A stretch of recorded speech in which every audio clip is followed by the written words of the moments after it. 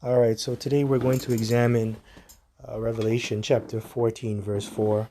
Now, before I get started, I just want to give all praises, glory, and honor due unto Yahweh Bahashem Yahushai, Bahashem Rakach Kodash, and double honors to the apostles and elders of Great Millstone of GMS. To you I say Shalom, and Shalom to the hopeful elect, Kwam Yashala, and Abad Babal. So, let's get to the point. Revelation chapter 14, verse 4. These are they which were not defiled with woman, for they are virgins. These are they which follow the Lamb whithersoever he goeth. These were redeemed from among men, being the first fruits unto the Most High and to the Lamb. Beautiful. So, yeah, these men that were not defiled with woman, simply put, are spiritual virgins. They are not men who didn't actually physically sleep with women. They're not physical virgins, they're spiritual virgins. That's what this is really going into. Okay, and we're going to break down not defiled with woman. And that woman in this precept is talking about the different philosophies and religions that are out here in this world. These virgin men are not caught up with the different religions and philosophies of the world, right? So let's get Proverbs chapter 5 and 3, and we're going to read all the way down to the 5th verse. So this is Proverbs chapter 5, verse 3. It says, "For the lips of a strange woman drop as an honeycomb, and her mouth is smoother than oil." Well, yeah, all right. "But her end is bitter as wormwood, sharp as a two-edged sword. Her feet go down to death. Her steps take hold on hell." Okay, so the strange woman is pretty much talking about the different philosophies from the other nations. And going into these different philosophies, man, it really defiles you. It makes you defiled. It makes you very dirty. It makes you very impure before the sight of the Lord. You're very filthy. And really, you're pretty much looked upon as a whore or a harlot by Yahweh Bashem Yoshai when you go into these different philosophies or religions. And ultimately, man, these different religions and philosophies can really, it leads you to your own destruction. And really, it's a curse onto you. It's a snare, right? You know, here it is, man. You're already cursed because you have Deuteronomy, the curses of Deuteronomy in the 28th chapter and the 15th verse on down. All those curses are upon you, but you're double cursed when you go into these different philosophies, man. They're a snare unto you. They really are, right? Now, the next one I'm going to get is Proverbs chapter 7. I'm going to go into that. Proverbs chapter 7, verse 5, just to expound more upon the woman, which are these different philosophies and religions. So this is Proverbs chapter 7, verse 5. "That they may keep thee from the strange woman, from the stranger which flattereth with her words. For at the window of my house I looked through my casement, and beheld among the simple ones, I discerned among the youths a young man void of understanding, passing through the street near her corner. And he went the way to her house in the twilight, in the evening, in the black and dark night. And behold, there met him a woman with the attire of an harlot, and a subtle of heart. She is loud and stubborn, and her feet abide not in her house. Now is she without, now in the streets, and lieth in wait at every corner." That's a real hoe. That's a prostitute, right? And yeah, but the strange philosophies are very alluring, especially to a young man that's searching. Especially if he doesn't know the truth, he's going to be searching. And these different philosophies, man, they're very alluring. They're very enticing. And when you get into them, you may think you have found the truth. You may think that you've found the light. You've found the path to salvation, but you really haven't. And that's these strange philosophies, man.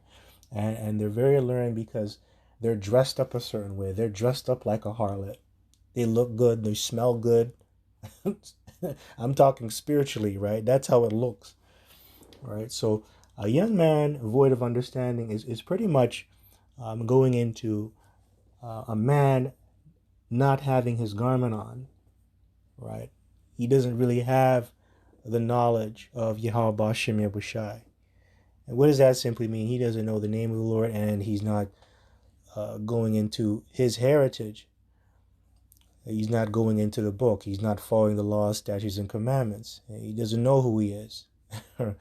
So let me get Revelation chapter 16, verse 15. And also I'm going to tie that to Matthew chapter 22, verse 11 on down.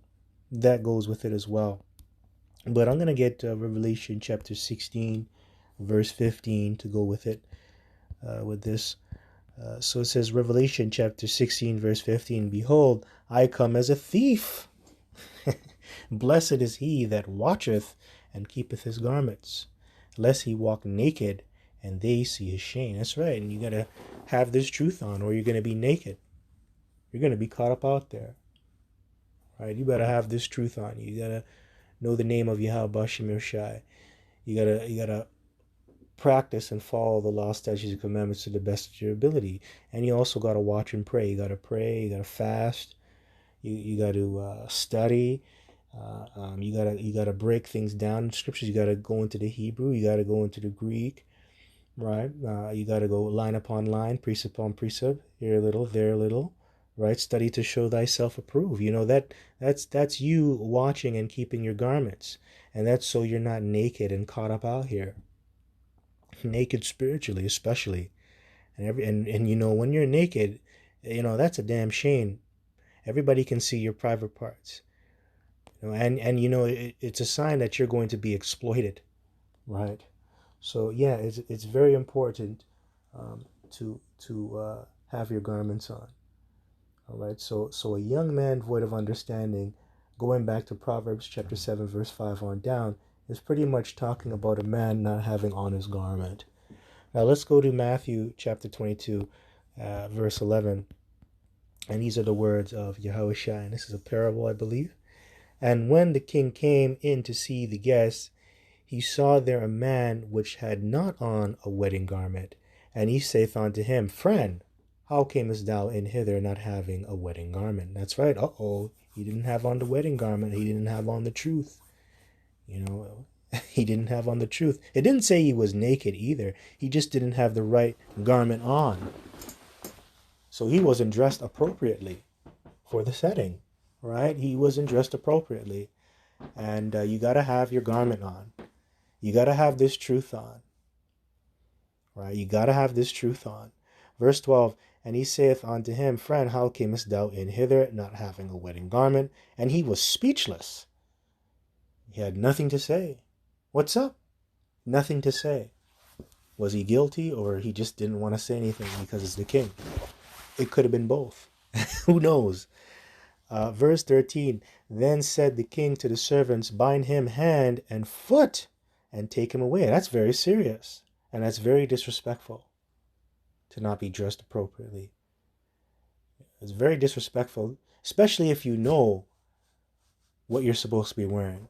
Like, and you know, I'm gonna use an example. There's a lot of men in the truth. They know the name of Yahweh Bashem Yahushai, because you knowing the name, that's a part of you wearing the garment. First and foremost, you having that name. They don't want to teach that name. They don't want to express that name. They don't want to worship that name. And those are, you know, in my opinion, those are the ones that are not really wearing the garment. And those are going to be the men that are going to be cast out and not partake in the wedding. And they're not going to be married unto Yahweh Bashem Yahushai. Anyways, it says, Then said the king to the servants, Bind him hand and foot, and take him away, and cast him into the outer darkness. There shall be weeping and gnashing of teeth, for many are called, but few are chosen. That's right. Many are called into this truth. And I've seen, you know, many men have been called in to this truth, and they've actually fallen out. So many are called, but they're not, you know, a lot of men are not going to be chosen. And we're going to see it unto the very end, right? A lot of men are just called into this thing. And that's me. That's including myself. You know, I'm called into this thing, right? But I hope to be chosen. Yeah, but this is going into the wedding, and you have to have the wedding garment on, right? So, hope that makes sense. Now, you being a virgin in the spirit means you pretty much have no spot or blemish or wrinkle. You're pure, you're undefiled. And pretty much this is dealing with the elect of Israel. And you can also go into the parable of the 10 virgins. 5 were wise and 5 were foolish. But pretty much the virgins that in the spirit are the ones that are the elect of Israel. And they're not going to have no spot, wrinkle, or blemish. And to prove that, you would have to go into Ephesians chapter 5 and 27. But, before I get that, I just want to prove that, we're married onto Yahweh Bashem Yahushai. Might as well get that. Let's get 2 Corinthians chapter 11 and 2. Let's get that. 2 Corinthians chapter 11, verse 2. Actually, I'll start. Yeah, verse 2. Let's start here. For I am jealous over you with godly jealousy, for I have espoused you to one husband, that I may present you as a chaste virgin to Yahushai. So yeah, a chaste virgin, pure. And we're going to be married unto Yahushai. Okay, we're going to be married unto him. And we just read about that in Matthew 22, Matthew the 22nd chapter and 11th verse on down, right? So yeah, we're really married unto Yahweh Bashem Yahushai. Okay, we're married unto Yahweh Bashem Yahushai. And we're that virgin. So if you're a virgin, it means that you pretty much have no spot, wrinkle, or blemish. And that's really talking about the elect. That's how the elect is going to be in these last days. That's how they're going to be when the Lord comes back. So let's go into Ephesians chapter 5, verse 27. Not actually before that, because since I said we're going to be like pure, we're going to have no spot, blemish, or wrinkle, I might as well get Isaiah chapter 1. That just came to mind. Let's get Isaiah chapter 1, verse 18. Now it says here, let us reason. Come now and let us reason together, saith Yahweh Bashem Yahushai. Though your sins be as scarlet, yea, we've all sinned. We have all fallen short. We're not perfect. So we have sinned. We have sinned in this life, and we have sinned in our past lives. And it's really red, man. And we have a lot of charges. We're criminals. Let's be real. We're criminals. Before the sight of Yahweh Bashem Yahushai. We're criminals, man. They shall be as white as snow, but we are white as snow. We are actually pure before the sight of Yahweh Bashem Yahushai as well. And that's because we're very willful and we're obedient unto him. We follow him whatsoever he goeth.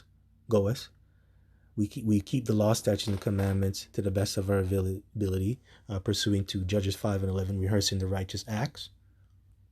So because of that, us being willful and obedient, we're pure. We're white as snow.